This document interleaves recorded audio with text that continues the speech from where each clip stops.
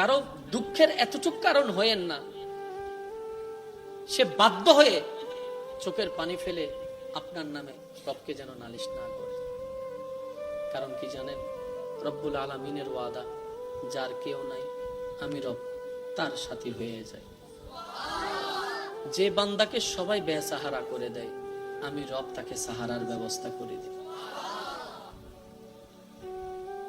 কারো চোখের পানি সিজদায় গিয়ে যদি আপনার নামে রবের কাছে নালিশ করা হয়, কল্পনা করতে পারবো না আমরা কি ভয়ানক পরিবেশ পরিস্থিতি সামনে আসবে। আল্লাহ তাআলা আমাদের সকলে